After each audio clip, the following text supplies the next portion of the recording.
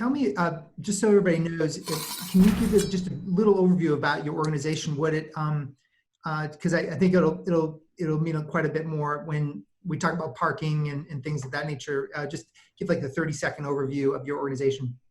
Absolutely. So I'm Chief Marketing Officer, Chief Information Officer at Parkway Corporation, headquartered here in Philadelphia. We have locations all across North America. We are a 90-year-old privately held real estate investment and development, parking operations, and airport logistics company operating in markets across U.S. and Canada primarily. Oh, that's fantastic. It's interesting because I think you and I originally, when we had lunch in Philadelphia, I was struck by the marketing officer title, because I was often saying that, because we talk about offense and defense in the role of the CIO, and sure enough, you had the marketing, which is clearly offense. There's not much defense going on with marketing. So exactly. That being said, let's go into the parking idea, thoughts you had. Yeah, so in parking in real estate, as you look at transformation, you have a couple of things. One is, does the platform scale to what you're trying to do? Does it make sense business-wise that you have that there? You obviously have compliance and legal and all the things you have to hit, but you can't do it while losing money or inhibiting the operation. So you have some of that. And worked very actively over the last 4+ years to build that kind of scale so that we can change markets, move nimbly as we need to. And certainly no more than now, where we've had to make a lot of changes very rapidly. So we've acquired business, sometimes walked away from business during the recent months. Separately from that, in both parking and real estate, it's become increasingly digital. It's the same in marketing, quite frankly. And so we're always trying to attract customers. Those customers have always been people, sometimes they're organizations, but increasingly they are machines, they're artificial intelligence, they're nav systems, they're self-driving cars, things like that. So we're looking to go, okay, how do we get ourselves ready for where we want to be in 5 years? How do we ensure that what we build in the transformation is as future-proofed as possible? And that's a mix of both changing the way that we do our infrastructure, the way that we do our application services, the way that we do our security, getting up to the point where you change the way you do processes, and sometimes the people, both in your tech organization and in the rest of the business. You have the right people who can embrace and work in those new worlds. And a lot of what work I've done in the last few years has also been on partners, finding partners in industry, not just parking and real estate, but even in technology, who can dynamically move with us. That was a major inhibitor I had to get past. A lot of organizations deal with how to change the internal culture. We were more ready than some other companies. It was a problem finding outside partners who actually could provide us services with the scale, flexibility, and that we needed to move there. And so a lot of the heavy lifting was changing partners, either getting partners to change their own cultures or finding partners who had a culture that we could work with in that transformation. When you talk about partners, and just using the example of a parking garage, are you referring to like software and hardware partners that allow you to be more autonomous in running your parking garage? And the scale you're referring to, like when you're a big organization that has a lot of parking facilities, you got to scale it to a lot of facilities. Is that what you mean when you talk about scale? Yes, when you talk about scale in parking and real estate, you have a couple of things going on.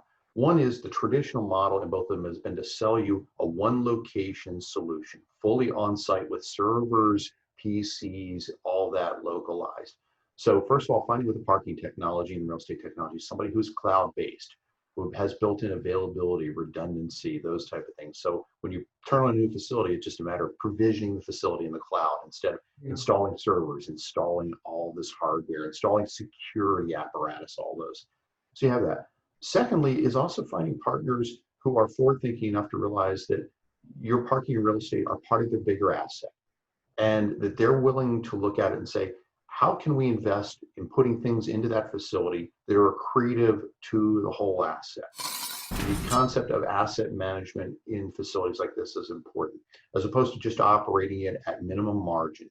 How do we do things that attract customers, create profit, lend to the whole experience? And so getting partners who understand that from an investment, from a co-management, from a joint venture. So yes, it's both a technical, how do I get platforms that do this, and also having partners who understand that investing in it really is accretive to the value of the asset that we are operating.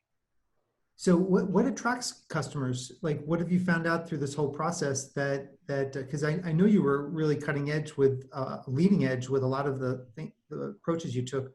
What did you find out that customers really wanted? And who is the customer? The owner of the building, or is it the actual person driving the vehicle?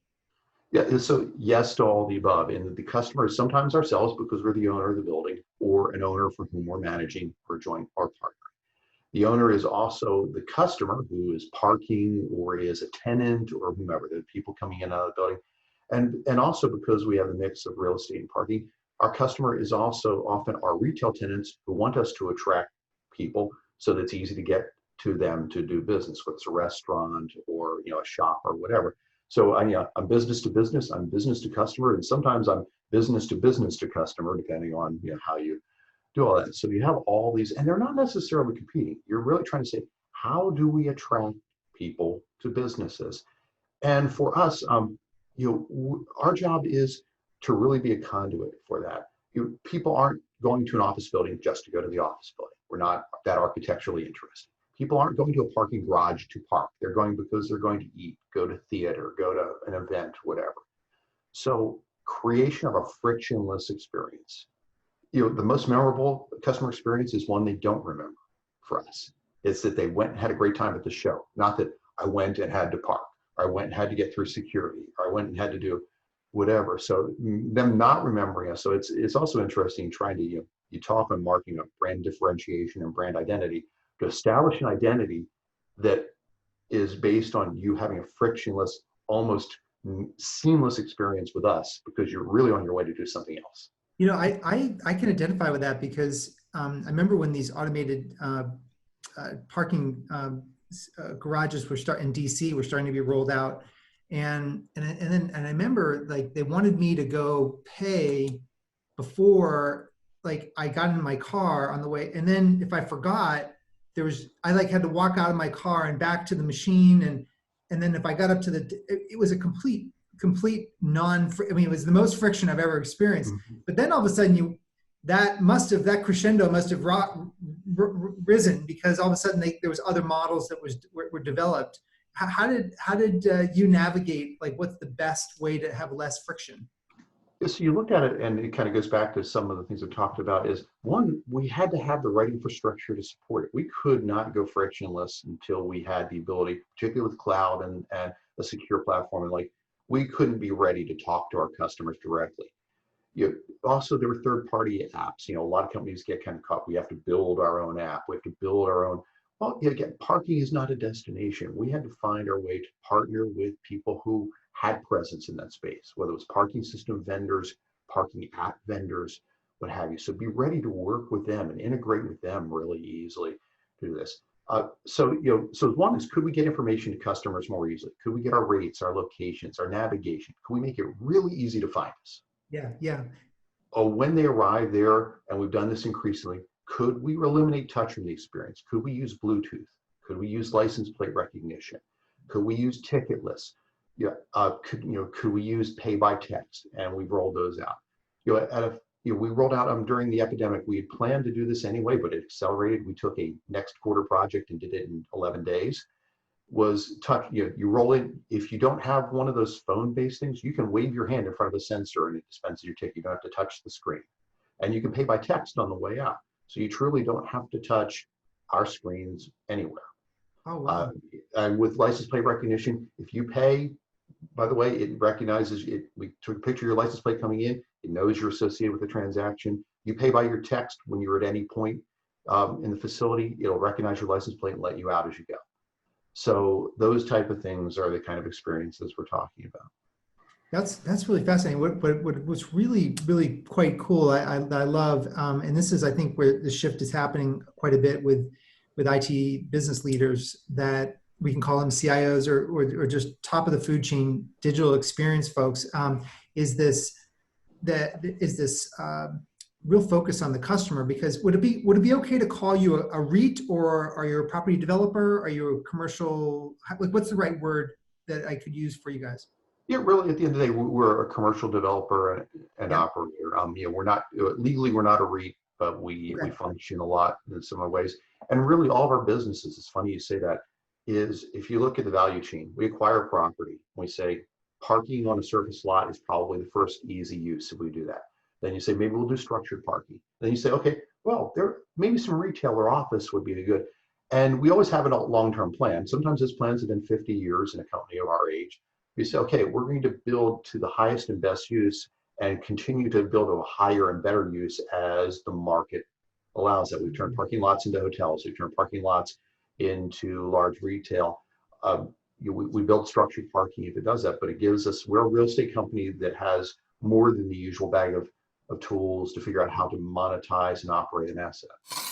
Yeah, and what I love too is also you're helping enabling what technically they're your customer and partners, but like if a theater or a bank or some venue and you're providing parking and you're really trying to figure out a way to keep paying tenants in the building and leverage, I guess, below ground space, side space beside the building. And to me, that's complete customer focus, like to the nth degree. You're not relying on a third party to provide that parking, which is so critical in some of these cities. Is how do we get in and out fast? Absolutely. And it's also interesting you bring that up because, I talked about finding good partners, and there's a fine line, and I think we all go through this as we're doing this, between finding good partners and making sure that you retain reasonable control of the customer experience, the customer data, and that they're your customer. And a lot of times you look at it and we get into contracts and agreements and we think about security, we think about SOC audits, we think about PCI, HIPAA, all that stuff. But I don't know that we always think about, okay, do we know our customer and can we use that to improve the experience? Sometimes we are willing to almost sell the customer to that other provider in exchange for all these certifications in the contract. And we can't lose sight of wanting to know that customer, retain that customer service, that customer as part of those arrangements. Interesting. I mean, I know this is happening in the restaurant industry a while ago, and we've done quite a bit of pretty very high level PCI assessment work for folks. And it's interesting. As soon as you start taking that credit card, all of a sudden you're in a different ball game, and then your transaction volumes and those things systems got to be amazingly reliable and redundant. And then all of a sudden you got to deal with the auditing. Have you been able to pass off that to a third party, or do you still have, from a security perspective, do you still feel like you have to take that on, or have you been able to shove that off to a third party? Yeah, so we're a bit of a tweener in that we're not that large a company compared to, say, some of the mega retail that you see, but we're PCI level 2, which is pretty high level. So we have all those responsibilities, but not necessarily the scale. So it's been a mix. We have some things we keep in house. My auditor is actually internal on staff. We kept audit in there, and he's actually part of the infrastructure team, and that's a change I made so that the infrastructure team not only looks at all the traditional security, stability, availability, but we also plan everything to know, okay, will it be PCI compliant? All that planning goes into the same bucket. And that was part of how I broke, some of that, the scale problem in the pricing. The network that I came into was rock solid. It was military grade, but from affordability and performance was not up to what we needed to do for customer experience. When I merged the security team and the audit team and the infrastructure team under one structure, that's where things started to change, where we hit all of those objectives instead of picking one or two of three critical objectives in the delivery. And that was a very big change. So we do a lot in-house. We certainly have partners. And we completely restructured the network and some of those things because of that. We came back with entirely different decisions and choices because we now accounted for all of those variables.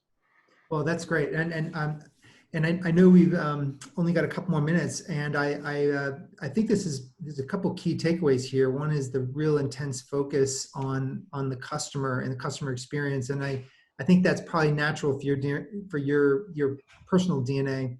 But I think that's a great takeaway point for folks listening is that frictionless.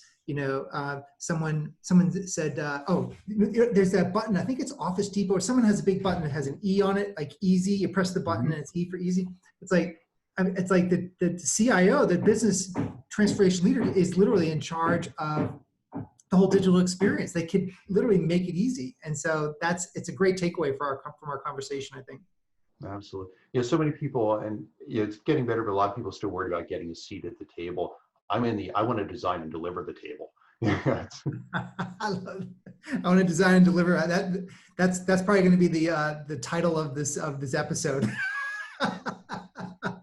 So this will have a marketing, marketing buzzword to it. I know we can go on for a lot longer, but I think this is a great snippet and a bite-sized chunk for people to digest for today. And is there anything that you really, really wanted to say that popped in your head as we're talking that you want to leave everybody with? Yeah, it's funny because I have a personal business card as well as a corporate card. And the personal card says that my job is to create places where people want to work and customers and partners want to do business. And there's no dichotomy between those two. And I think that's one of the takeaways here, that if you have that constant focus that your customers and your employees and your partners in the business are really all the people you're serving. And if you come up with solutions that meet that collective need, you'll always be on the right path. They're not exclusive of one another. I love that. I love that. You're going to have to send me that. I didn't scribble my notes but you have to send me that. And also that map behind you is so cool. You got to tell everybody what that map is off to your left. So I'm a cartography nerd. That is my side passion. I collect atlases and books, and I read them. I don't just collect them in my coffee table. This one is a 1960s edition schoolroom map, like we probably a lot of us had in elementary school if you're our age. That's Eastern Europe. It still has all the old countries on it that no longer exist. And yeah, I think it's probably the same thing that brought me into IT. I like looking at those kind of maps. I like looking at those connections and the little bit of history also behind it. So yeah, I'm a collector of those, and that's why it hangs in my office here. That's great. I love it. Well, listen, I want to let you go. This is great, RJ, and I really appreciate this. This is really useful and valuable for everybody. Certainly good to talk with you, Bill. Thank you. Okay, good talk to you too. Bye-bye.